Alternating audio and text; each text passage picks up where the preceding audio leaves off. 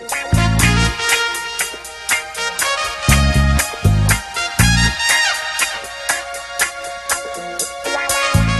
buenas tardes, bienvenidos a una nueva sesión de Charlando en el Forestal. En esta oportunidad acá en Merced 76 tenemos el privilegio de contar con la presencia de la historiadora chilena Patricia Cerda, poco antes de volver a su lugar donde está radicada, que es Alemania. Para comenzar, vamos a robar la información que pone en la solapa la editorial. Dice que Patricia Cerda nació en Concepción en 1961. Tenemos casi la misma edad, Patricia. Pero como siempre, tú eres más joven. Siempre mis invitados son más jóvenes que yo, ya me quedé en el siglo antepasado. Desde 1986 reside en Alemania, es doctorada en Historia de la Universidad Libre de Berlín, ha sido docente de Historia Latinoamericana en la misma universidad y de Comunicación Intercultural en la Universidad Ludwig Maximilian de Múnich. ¿Lo pronunciaría? Múnich. ¿Múnich? Sí. Sí, pensé que lo había hecho bien. Y eso que tuve clases con una alemana de afuera. Es escritora, historiadora y ensayista. En 2013 publicó el volumen de cuentos Entre Mundos. Uno de esos relatos fue traducido al alemán y publicado en la antología Literatura Chilena Emergente de la revista Alba en Berlín 2015. En 2016 publicó las novelas históricas Mestiza y Rugendas. Patricia Cerda, en sus ficciones de memoria cultural chilena y latinoamericana, es nuestra invitada de hoy y te agradecemos por esta compañía. Gracias por venir, Patricia. Muchas gracias a ti por la invitación y gracias a ustedes por tomarse el tiempo. Siempre lindo encontrarme personalmente con los lectores chilenos que de alguna manera también son fieles porque siempre me comentan en las redes sociales y ahora entonces poder verlos personalmente es muy bonito. Si tienes un buen feedback tuyo, la gente que lee tus novelas siempre habla bien de la autora, como que todos te conocen. Pero en realidad yo sé que tú, como casi nunca estás acá, en realidad no los conoces, sino que es una comunicación de otra forma. Sí. ¿Cómo ha sido eso? ¿Muy extraño, no? Es una comunicación virtual interesante, bonita, porque como yo vivo fuera de Chile desde hace 32 años, en Alemania, en varias ciudades, primero en Berlín, después en Múnich, después de nuevo en Berlín. Entonces es muy bonito regresar a Chile, de alguna manera, con la literatura. Yo estoy aquí un poco con mis novelas, porque incluso en las redes sociales casi todos mis seguidores, que ya son como 4.000, son todos chilenos, o la mayoría, un par alemán, un par español, pero yo diría que el 80% son chilenos. Entonces eso me da mucho gusto. Y también me da gusto por lo siguiente, porque las editoriales al principio no se atrevían a publicarme, porque decían, ¿cómo la vamos a publicar si no vivo en Chile? Eso no va a resultar. Y bueno, resultó. Entonces también es lindo. Y resultó bastante porque el boom de Mestiza se ha ido replicando, pero fue un boom, fue un suceso. O sea, hubo un rato en que mucha gente hablaba de Mestiza como la novela histórica, en circunstancias en que teníamos un pequeño, voy a volver a decir la misma palabra, teníamos un boom de novelas históricas, estaba Trompen ya circulando y había una onda de que parece que algo va a pasar con esto. Porque durante muchos años, tú te acordarás, la novela histórica era mirada en menos. Sí. Bueno, lo que pasa es que sí, ahí hay que decir que ese interés en la historia, en lo que ha sido nuestro proceso de la civilización en Occidente en general, es algo que no solamente pasa, como te digo, en Chile, pasa también en otros países. Se escribe también novela histórica en Alemania, en Estados Unidos, hace poco también hubo un bestseller. Eso por una parte, pero por otro lado nosotros tenemos grandes déficits y yo creo que ahora recién la literatura se está ocupando de eso, se está atreviendo a ocuparse de eso porque eso es un desafío mayor, significa también ambientarse en otra sensibilidad, significa una investigación, es un trabajo mayor que escribir una novela ambientada, digámoslo, por ejemplo, en la actualidad. Entonces,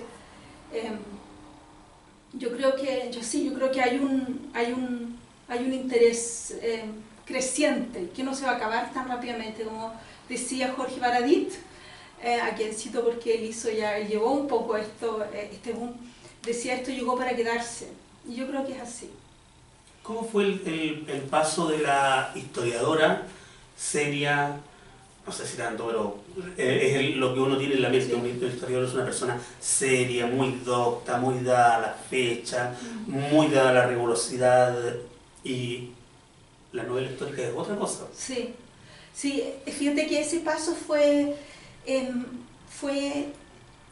positivo para mí, porque yo me di cuenta de que a mí me queda mejor la ficción histórica. A mí me interesa mucho la historia, pero a mí me queda mejor la ficción histórica que la ciencia histórica. En la ciencia histórica siempre tenía un poquito de problemas porque yo tendía a irme por las ramas. Y es algo que la literatura sí te lo permite. Y en el fondo fue algo que fue, ¿cómo decirlo? Fue muy orgánico, muy fácil. Se me dio fácil. Yo sinceramente Mestiza la escribí en 8 meses. Eso fue, incluso me acuerdo que les conté a un amigo argentino en Múnich, porque la escribí en Múnich, y le dije, oye, mira, en algún momento le dije, yo empecé a escribir esta novela, y después de 8 meses se la pasé para que me diera una opinión, y el comentario de él fue, oye Patricia, esto tú no lo escribiste, lo escupiste. Ese fue su comentario. Yo siento que un poco pasó eso. Ese personaje animaliento, Marina, rápidamente tomó forma, rápidamente tenía una biografía, un carácter, un objetivo, y estaba muy enraizada en su siglo.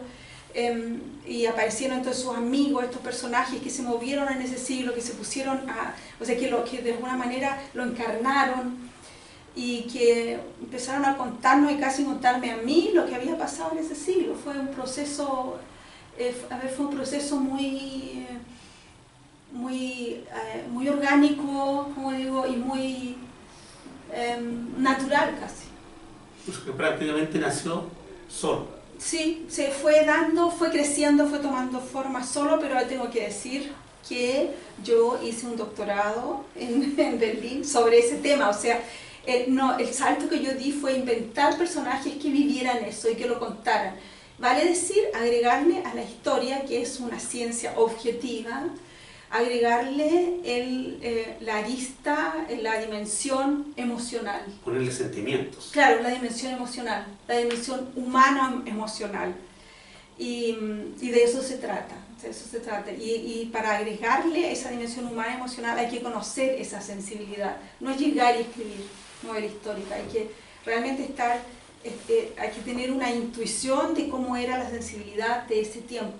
Porque en el caso Mestiza, yo no escribo sobre los personajes con nombres de calles, sino que son personajes populares, o sea, son nuestros verdaderos antepasados, si tú quieres, mucho más que aquellos personajes que aparecen en los títulos de las calles. Y se nota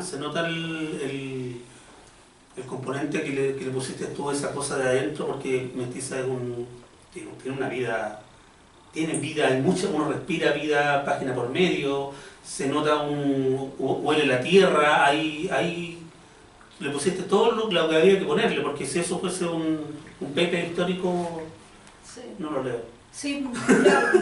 Sí, bueno, y había también, y eso está en todas mis novelas, hay un deseo de comunicar cómo yo interpreto, cómo yo veo nuestro proceso de la civilización. Yo no quiero decir la historia de Chile, porque a mí no me gusta eso, la historia de Chile, esa historia ni secreta ni no secreta. Hay un desarrollo, hay un proceso. Los sociólogos llaman a ese proceso histórico, lo llaman proceso de la civilización. Norbert Elias lo llama así. Y eso es lo que a mí me gusta ver. Concretamente, la memoria cultural, nuestra memoria. ¿Qué somos como cultura-nación? Ese es en el fondo el tema de mis 3 novelas. Y yo tengo que decirles que les debo una. Porque si tú ves, esta es siglo XVII, este es siglo XIX, aquí está el XX, falta el siglo XVIII, ¿verdad? Esa novela viene, sí. O sea, me mandaste porque yo pensaba que venía una casi de la actualidad. No, también. Si viene también viene esa. Claro, pero como te había saltado un siglo, ahora hay que volver ahí. Sí, no, sí. Bueno, yo sigo escribiendo en Patricia Cerda para rato. Bueno, como tú dices que lo que escribes es del proceso cultural y el segundo libro publicado es más imposible de proceso cultural. Estamos hablando de Rugenda, sí. Un personaje que todos lo tienen en el inconsciente colectivo. ¿Cómo fue ese proceso? ¿Cómo llegaste a voy a escribir una novela sobre Rugenda? Sí, mira, esa novela yo sentí que tenía que escribirla por varias razones. Yo me basé para esa novela en 250 cartas manuscritas por Carmen Arriagada, que para mí es la primera escritora chilena, sobre todo cuando uno lee sus cartas, que en parte están publicadas por Óscar Pinochet de la Barra, bajo el título Cartas de una mujer apasionada. Y esas cartas están como documento en Berlín, en una biblioteca de Berlín donde yo trabajo. Y yo las tuve en mis manos, esas cartas. ¿Los originales? Los originales. ¡Wow! Los tuve en mis manos. Entonces, cuando yo tuve eso en mis manos y leí eso, dije, esta mujer es increíble y no se sabe de ella. No se sabe. Nosotros tuvimos en Chile a una mujer cultísima, seguramente, bueno, la más culta de Chile y seguramente la más inteligente, pero incluso creo yo de América Latina en el siglo XIX. Fuera de eso, era una Madame Bovary. O una Ana Karenina, pero era cierto, existió. Este personaje, Madame Bovary y Ana Karenina, son mujeres de la élite que no soportan el peso de la sociedad burguesa sobre ellas, todas las prohibiciones que hay. Flaubert y Tolstoy fueron dos escritores que tuvieron una cierta empatía hacia ellas y quisieron escribir sobre ellas, un poco con complejo de culpa, cómo la sociedad masculina castiga a estas mujeres demasiado inteligentes para su época, normalmente más inteligentes que sus maridos, y con una sensibilidad superior. Pero como te digo, Karenina y Bovary son personajes de ficción. Nosotros tuvimos una Carmen Arriagada que existió de carne y hueso aquí en Chile. Y bueno, ya con eso yo decía, hay que escribir sobre ella. Y después pasa lo siguiente, viene un pintor viajero alemán inspirado por Alejandro de Humboldt, que este año cumple 250 años de su nacimiento, se está celebrando a lo grande en Alemania. Llega este personaje a Chile, desde México viene a conocer a los mapuches, porque leyó la Araucana en la cárcel en México, y en la ida a la Araucanía pasa por la casa de un coronel alemán que lo invitan a quedarse ahí porque en el siglo XIX no habían hoteles, la gente se invitaba, ¿verdad?, para poder viajar y conocer. Entonces se queda en la casa de este coronel Gutique y él está casado con Carmen Arriagada. Y eso fue amor a primera vista. Rugenda quería irse inmediatamente, o sea, ir a la Araucanía, hacer sus dibujos, porque él hacía mucho dibujo etnológico. O sea, los primeros dibujos que hay de los mapuches, que es donde tienen una dignidad, un rostro, un porte, un perfil, son de Rugendas, con la mirada romántica. Antes no existía eso, existía el mapuche y era malo. Y no, ni siquiera mapuche, sino que araucano se le llamaba. Claro. Entonces, pasa lo siguiente, él va a la Araucanía y regresa donde Carmen Arriagada y decide que no se va a ir todavía. Y eso, bueno, eso es lo que yo cuento en la novela, cómo se desarrolla este amor, cómo él va desplazando ese viaje y cómo ella también influye en la visión que él deja de Chile, porque él pinta o dibuja como 3000 obras. No, o sea, esas que se ven allá en el Museo de Bellas Artes, eso es lo mínimo, nada. En la mayor digamos, el mayor archivo de la obra de Rugendas está en la colección gráfica de Múnich, la que yo también consulté. Yo tengo que decir también que tuve muchos privilegios al escribir esa novela. Consulté esa colección gráfica, tuve las cartas, y bueno, y ahí con eso yo reconstruí esa relación que a mí me parece maravillosa, interesantísima, una relación muy importante de conocer, porque también nos habla mucho de cómo fue nuestro siglo XIX. Ella era liberal, ¿verdad?, pipiola, estaba contra Portales, él era portaliano, o sea, estaba todo ahí, está todo, está en los inicios de nuestra república, de nuestra vida republicana, que comienza, ¿verdad?, verdaderamente con la República Portaliana, con Diego Portales. Y luego damos el salto ya bueno, iba a decir a este siglo, y no, todavía estamos en el siglo, ahora ya pasó el siglo, sí, claro. y Violeta Nicanor es siglo pasado. Siglo XX, claro. Y en el siglo XX tenemos estos monstruos. Sí. Que hoy es el día, antiguamente se celebraba hoy el Día de la Madre. ¿Podríamos decir que Violeta es como la madre cultural de Chile? Sí, podríamos decirlo. Yo hasta ahora no lo había escuchado nunca. Ella tiene, sí, ella nos dio muchas cosas que nos las regaló para siempre. Nos regaló una nueva forma de mirarnos, nos enseñó a querernos como cultura, a gustarnos, a que nos guste nuestra identidad. A no sentir vergüenza de lo que somos. Sí. Bueno, para quienes hayan leído la novela, ahí este autor-personaje, porque ahí para esa novela yo inventé un autor-personaje que es como un otro yo, que vive en Berlín, pero tiene otra biografía, no soy yo. Ese personaje, por ejemplo, llegó a Berlín en el año 74,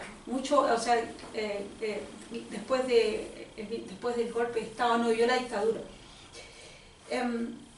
Y llega entonces con mucho más, llega a Chile con mucho más distancia, lleva mucho tiempo fuera, entonces al Chile que regresa ella a hacer esta investigación sobre estos dos íconos, ella lo desconoce completamente, estaba muy chica cuando se fue, entonces es casi como una extranjera, pero no lo es tanto porque sus padres son chilenos y en la casa hablaba español y de alguna manera, junto con hacer esta investigación sobre estos dos íconos, ella se reencuentra con la cultura chilena y un poco la siente, un poco la critica.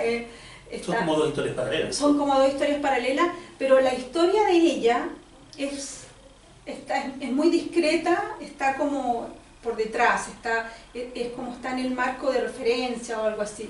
Lo que cuenta en esta novela es la historia de ella, una reconstrucción de la relación entre Violeta y Nicanor, y que desde el principio fue creativa, desde el principio fue investigativa, sobre todo con Nicanor, ¿verdad? Con 12 años ya escribió, y eso lo cuenta en la novela, un poema que se llamaba los araucanos, los españoles y los chilenos. Ya con 12 años él tenía ese interés, esa intuición de nuestra mesticidad. En el fondo también ellos representan nuestra cultura mestiza. Por eso hay una continuación y un arco entre mestiza y Violeta y Nicanor que yo veo muy claramente. No lo había visto, pero me hace todo el sentido. Esa es una familia mestiza de la región del Biobío, ¿verdad? Claro. Ahora es región del Ñuble, pero en esa época era una misma región. Y tiene toda la fuerza mestiza de la cultura chilena. Ellos lo que hacen es sintetizarla más claramente, o sea, más claro no puede estar en la poesía de Nicanor Parra, ¿verdad? Que la eleva a categoría universal. El lenguaje del hombre de la calle, como decía. Claro.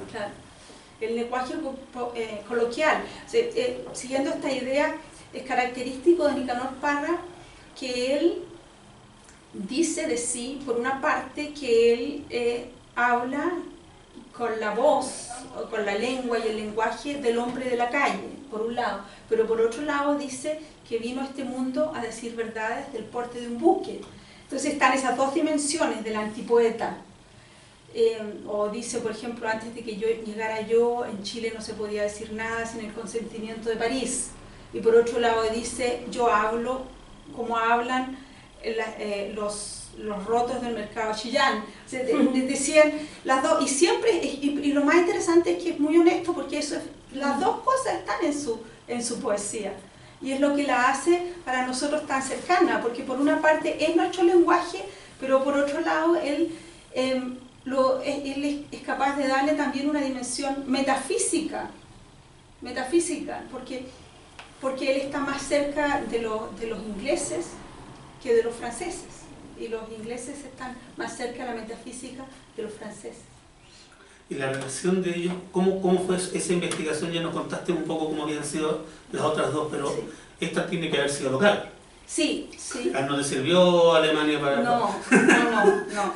No, aquí me basé para eso mucho en las entrevistas que dio Nicanor Parra. Nicanor Parra... ¿A Leonidas? Sí, la de Leonidas Morales, esa fue, buena. Incluso tengo contar, como yo lo digo al final también del libro, que yo conversé con Leonidas Morales. Sí, Tuve una conversación larga con él sobre Nicanor Parra y también sobre Violeta Parra. Y leí, por supuesto, todo lo que él contaba sobre su relación con Violeta Parra en su libro Las conversaciones con Leonidas Morales. Pero no solamente ahí, sino que siempre, yo me di cuenta que siempre en todas las entrevistas, aunque no le preguntaran, Nicanor trataba de hablar sobre Violeta, sobre su relación con Violeta Parra. Eso, bueno, todo lo que yo pude sacar de ahí se fue a la novela, pero por otro lado también tuve que hacer uso de la intuición, tengo que decir, de reconstruir. Ahí hubo un trabajo periodístico, un poco de periodista, un poco de etnóloga, un poco de historiadora, de la reconstrucción de ellos, porque ellos también están muy ligados al siglo XX, también ellos dialogaron con su generación, con la generación del 38, que era la de Nicanor Parra, la generación de poetas, ¿verdad? Pero también con su generación sociopolítica, digamos así. Ellos están muy involucrados en lo que pasa en el país en la primera mitad del siglo XX. Entonces también hubo que hacer eso, hubo que ir a ver qué hacen ellos, cómo se relacionan con su tiempo, y muy importante es la relación entre Nicanor Parra y Pablo Neruda. No era fácil ser contemporáneo de Pablo Neruda. Para un poeta, porque Nicanor Parra era poeta, esencialmente poeta, y Pablo Neruda era un personaje que se movía en el ajedrez, era una parte del ajedrez de la Guerra Fría. Pablo Neruda, una pieza importante en el ajedrez de la Guerra Fría, y tenía toda el apoyo de la Unión Soviética. Él viajaba una vez al año a la Unión Soviética, entonces tenía un tremendo lobby, y eso le daba también mucho poder en Chile, porque él manejaba becas, invitaciones, etc. Había que estar bien con Neruda. Pablo de Roca les puede contar a ustedes cómo lo pasa uno si está enojado con Pablo Neruda, ¿verdad? Te echan del Partido Comunista, termina suicidándote. Entonces era difícil. Nicanor Parra tuvo que ser también muy cauteloso, tener mucho cuidado, etc. Bueno, todas esas cosas aparecen también en la novela, porque son temas emocionales, son temas que por lo menos a mí me llaman mucho la atención, muy humanos también, eso de... Pero ellos lo saben hacer, ambos, porque la resiliencia como que les viene por naturaleza, o sea, sí. Estuvieron siempre a contramano de lo que tendría que haber pasado. Sí. Y ellos seguían subiendo sí. y escalando, sí, en un mundo que prácticamente no les pertenecía. Nicanor y Violeta. Claro. Pues, Violeta con la ayuda de Nicanor. Violeta quizás no lo hubiera logrado tanto sola, porque ella también era una mujer. Aquí queda claro en la novela que ella no tiene como Nicanor, que tiene a sus amigos del Instituto Barros Arana, ¿verdad?, que se ayudan, que se apoyan, incluso se dan los premios, el premio, Nicanor Parra se merece todos los premios, claro, pero podría no haberlos recibido, ¿verdad? Los hombres se apoyaban en el siglo XX y las mujeres no. Y entonces es él que no tendría que haberlo hecho, pero lo hizo, vio toda la corriente creativa que había en su hermana, y la llevó consigo, la empujó, y después ella se fue sola, después ella no lo necesitaba más, pero en un principio sí lo necesitó, y ahí él estuvo presente, y ella decía, mi hermano Paire, ¿verdad? Así lo llamaba. Tú el otro día publicaste en Twitter un dato freak que me descolocó, porque no... Bueno, debe haber muchas más cosas que tú que yo, pero esa realmente yo no tenía la más remota idea, que solo hay 2 fotografías donde salen ellos juntos. Sí, hay 2 de las que se conocen. Hay una que es muy conocida, donde están cebando el mate, ¿verdad?, en la carpa de la reina. Sí, esa se ha publicado mucho. Eso fue muy poco antes de que ella se suicidara, y en el fondo es también, él se sienta con ella ahí, que lo fotografíen para apoyarla, él quería apoyarla. Y esta otra foto es cuando ellos se encontraban en Concepción, en las escuelas de verano, donde Violeta Parra era como la reina, ahí estaba la recibían muy bien porque ella fue contratada en Concepción. Fue el único contrato que tuvo en Chile por una institución, fue por la Universidad de Concepción, por el rector David Stichkin, que la contrató para que creara un museo de arte popular. Eso lo propuso ella, tomando como modelo el Museo del Hombre en París, que ella visitó y le llamó mucho la atención, y quiso hacer algo a nivel local, y Stichkin le dijo que sí, y ella estuvo trabajando ahí 1 año y medio, y cuando fue la escuela de verano, entonces ellos se encontraron ahí, y ahí sacaron esa foto, es la segunda foto que hay sobre ella. Es raro. Es raro, sí, pues, es raro. Lo que pasa es que la relación entre Violeta y Nicanor era una relación privada, por eso se sabe, o sea, por eso al final Nicanor hablaba de ella, de esa relación en la entrevista, porque quería como reivindicarlo. Por eso también Violeta Parra dijo en su última carta: sin Nicanor no hay Violeta. Lo único que sabe esa carta, y todos los que la leyeron, Nicanor Parra, Isabel Parra, con la que yo también conversé, lo atestiguan que es así. Eso fue la última frase de esa carta: sin Nicanor no hay Violeta. Porque antes las reuniones entre ellos eran privadas. Ellos se encerraban, eso yo lo cuento en la novela, claro, ellos se encerraban y el día completo a trabajar.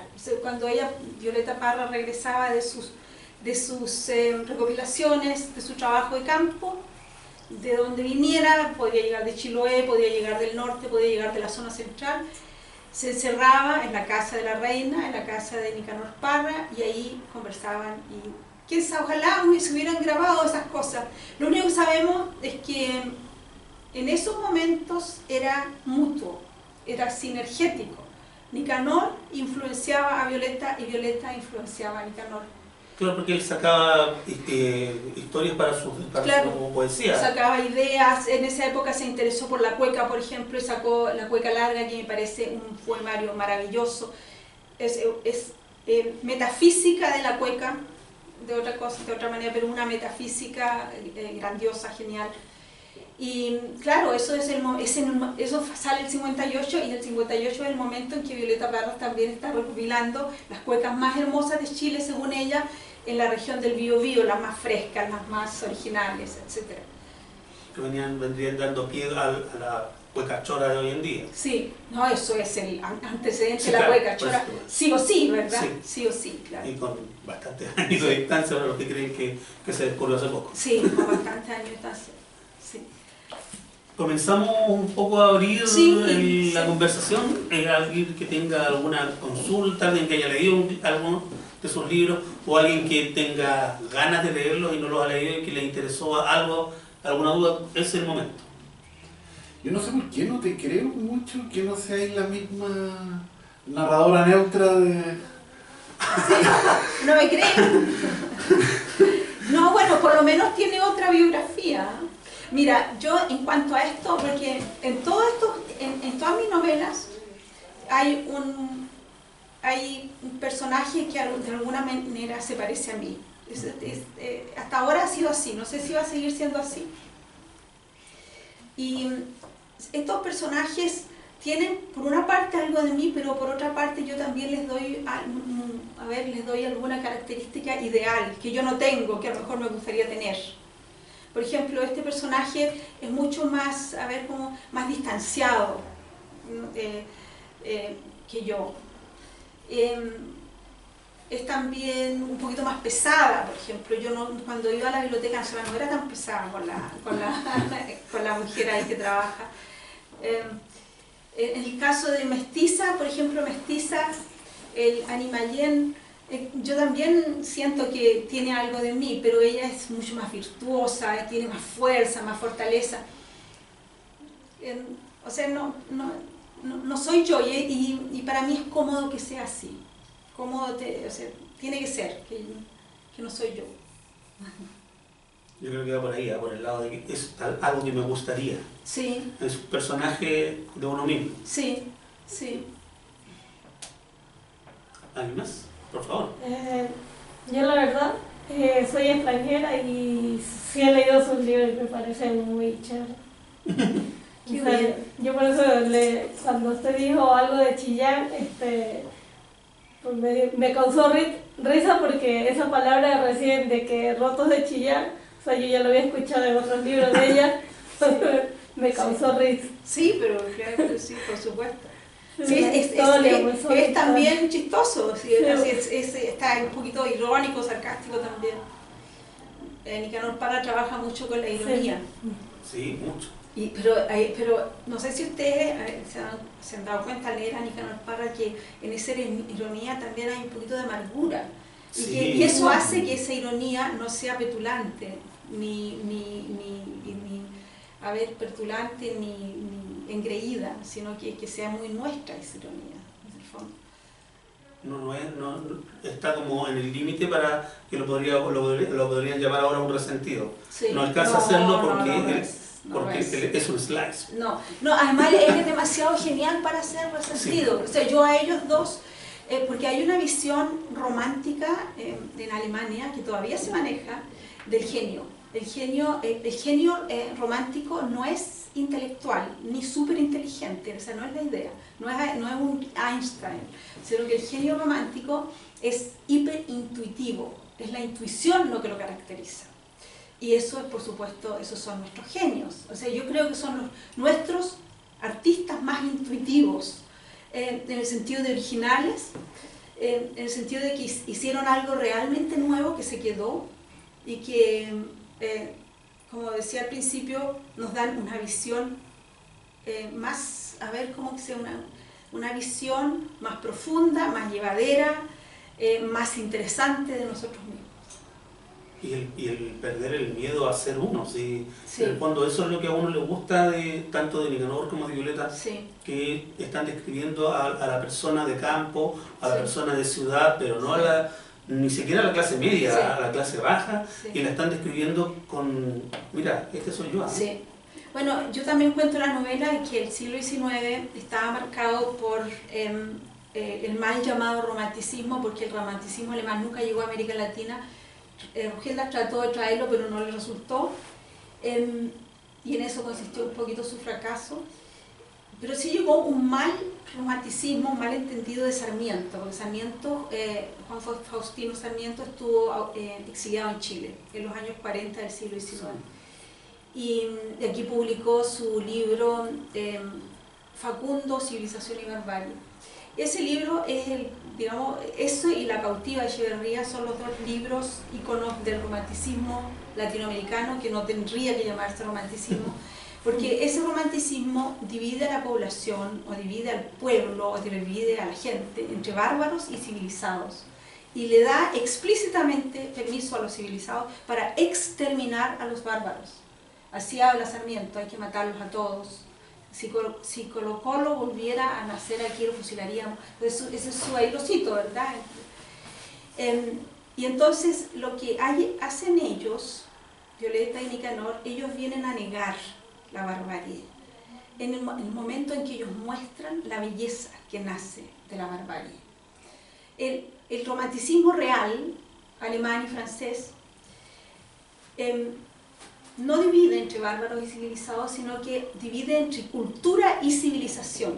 Y ahí la civilización es la mala y la buena es la cultura es la orgánica.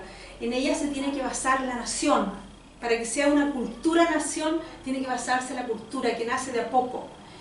Y que hay que tratar de comprender, y que hay que profundizar en ella. Y por eso los hermanos Grimm, que son los fundadores de este movimiento, interesante que sean hermanos también, igual que Violeta y Nicanor. Los hermanos Grimm van a buscar a la zona rural, van a buscar los cuentos populares y después los escriben, y a partir de eso hacen una gramática. Ellos escriben la gramática alemana, la primera gramática alemana que escribieron ellos. Y después vinieron muchos más digamos, que profundizaron en otras cosas. Vinieron otros que sacaron las canciones populares y otros que sacaron, no sé, la poesía popular, etc. El romanticismo fue un movimiento de todo el siglo XIX y, como les digo, a América Latina no llegó, pero yo pienso que Violeta Parra es un momento romántico en nuestra cultura, y todas las culturas tienen que tener ese momento. Es importantísimo para que las culturas